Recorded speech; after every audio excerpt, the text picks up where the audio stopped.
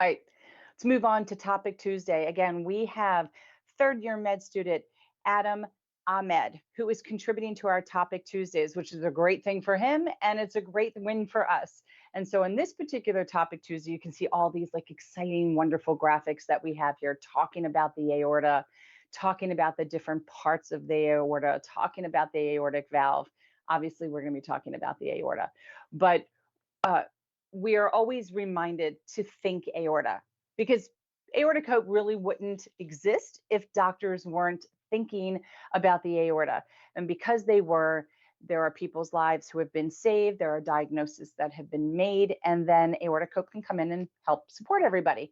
But we want to help identify the early signs and symptoms of an aortic aneurysm to facilitate early medical checkups. However, have you ever wondered exactly what the aorta is? This is so great because Adam took us back to brass tacks, like day one, aorta 101. And he shares this wonderful article from the Cleveland Clinic that basically summarized the facts about the largest artery in the body. And it still fascinates me when I'll walk into a room and I'll ask how many people know what the aorta is. And there's like a pocket of people, probably because there's a doctor in their family, but most people don't really know what it is. So let's talk about the aorta for a second.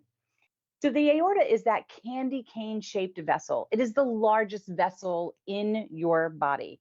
And it starts in the lower chamber of the heart, which is called the left ventricle. I should probably show you this graphic here a little bit. It's right here, right? Boop, boop, there's your heart. And let's go back down to the words. And it extends upwards, which would be ascending in a curved fashion before it descends down the body. Like all arteries, its main function is to carry oxygen-rich blood from your heart to the rest of your body's organs and tissues. So think about this. It's like the superhighway of the body. All of your body receives its oxygen blood from this vessel. It just takes it everywhere. And on average, the aorta can actually be up to a foot long and an inch in diameter at its widest point. Now, people are going to say only an inch. That's because we as a community are used to talking in terms of centimeters. But we're talking the same basically as a garden hose, probably a little bit bigger. But as it travels down to your pelvic area, it narrows to almost only 2 centimeters, which is amazing because it's still supplying blood flow to the lower half of your body. But it gives off branches to your brain, and that's called the great vessels, as well as branches to your abdominal organs and your kidneys. And it eventually separates into two common iliac arteries, and that travels everything to your legs.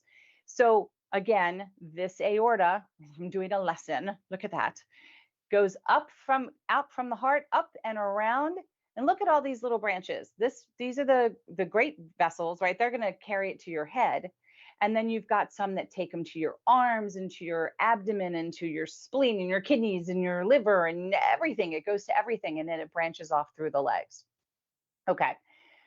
So the aorta is not just one piece of tissue. It's not like one tube.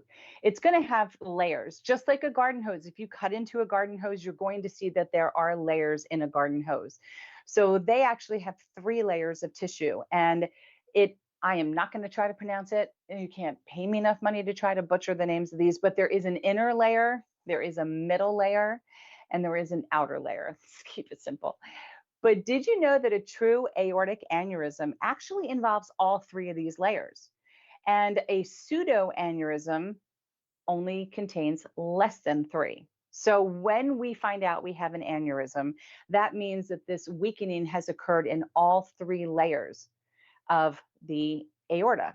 So it's bulging out of all 3 layers versus a pseudoaneurysm, which people sometimes think pseudo means not real or fake or maybe not as bad. Pseudoaneurysms pretty bad too, but that only involves 1 layer. So try to memorize all 3 of these layers that I can't even pronounce. It can be a little difficult unless you think of it in terms of inner, middle, and outer. So there's a link to the article for the rest of the information that has to do with the aorta. And as always, our family here at Aortic Hope, thank you for being on this journey with us. Be safe and remember to think aorta. And that is your Tuesday article from Adam.